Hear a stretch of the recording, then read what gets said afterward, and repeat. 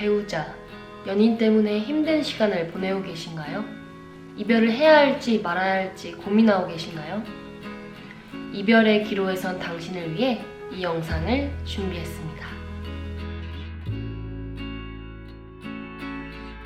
설렘, 사랑, 그리고 수많은 약속들로 가득했던 사랑이 갈등과 싸움, 그리고 파국으로 치닫는 걸 보는 것은 정말 어려운 일인 것 같습니다.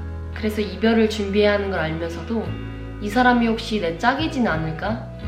이 사람보다 더 나은 사람은 없지 않을까? 라는 고민을 계속하게 됩니다. 오늘 소개해드릴 글은 캘리포니아 주립대학교 심리학과 부교수인 켈리 캠벨의 글, 당신이 이별을 준비해야 하는 3가지 신호입니다. 바로 본론으로 들어가겠습니다.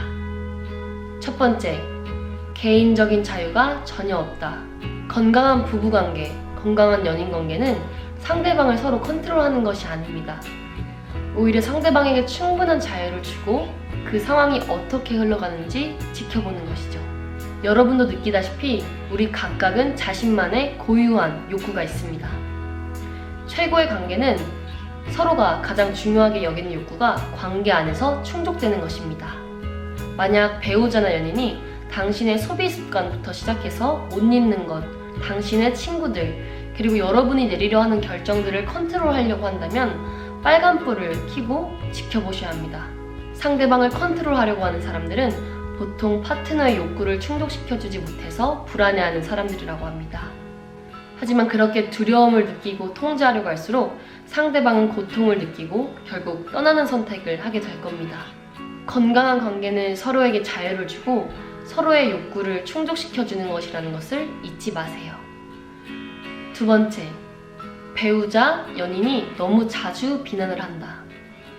심리학 명예교수인 존 고트만은 부부의 이혼 가능성을 거의 90%의 확률로 예측한다고 합니다.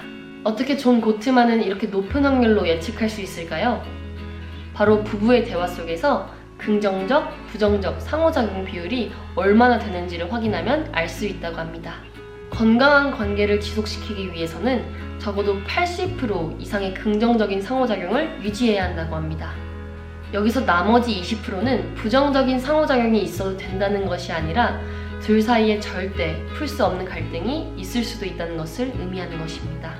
연애 초반에 발생한 갈등 중에서 시간이 지나도 절대 풀 수 없는 것들이 있습니다. 가치관, 신념 같은 것 말이죠.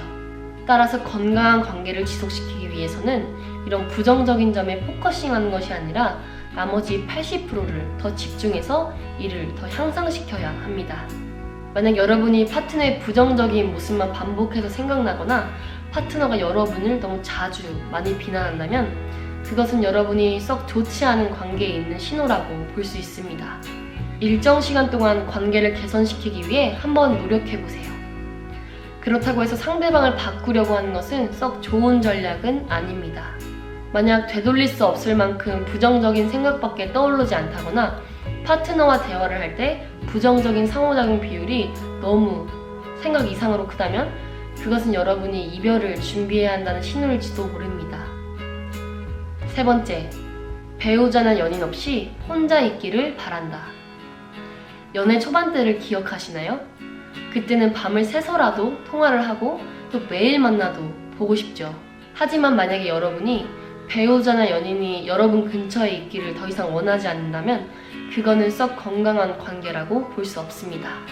배우자나 연인이 같이 있을 때 계속 안 좋은 감정만 떠오르거나 아니면 둘 사이의 갈등이 너무 자주 많이 발생할 때 혹은 아침에 눈을 떴을 때 옆에 배우자나 연인이 있는 게 당신에게 불쾌감을 준다면 그것은 여러분이 이별의 순간에 가까워지고 있다는 신호일지도 모릅니다. 켈리 캠벨은 더 나은 사람을 찾지 못할 것 같아서 계속 관계를 유지시키는 어리석은 행동을 하지 말라고 말합니다. 여러분의 관계가 결코 좋지 않은 방향으로 흘러가고 있다는 것을 인정하세요. 관계를 지속시키는 것보다 오히려 혼자 있는 것을 택하고 나면 나중에 여러분 스스로가 얼마나 강한지 그리고 얼마나 행복할 수 있는지 알게 될 것입니다. 조지 캠벨은 이렇게 말합니다. 여러분의 짝이 아닌 사람에게 시간을 낭비하기엔 여러분의 인생은 너무 짧습니다. 배우자나 연인은 우리의 행복에 아주 큰 영향을 미칩니다. 만약에 우리가 관계 안에서 큰 만족감을 느낀다면 우리 행복에도 도움이 되겠지만 그렇지 않다면 좋지 않은 영향을 끼치겠지요. 조지 캠벨과 제가 말하는 것은 갈등이 오면 바로 헤어지라는 것이 아닙니다. 모든 관계에는 힘든 순간, 고통스러운 시기가 있는 것은 너무 당연합니다. 영화나 소설 같은 순간들이 있을 수만은 없죠. 그리고 이 힘든 순간을 잘 이겨낸다면 그것만큼 가치 있는 것은 없는 것 같아요.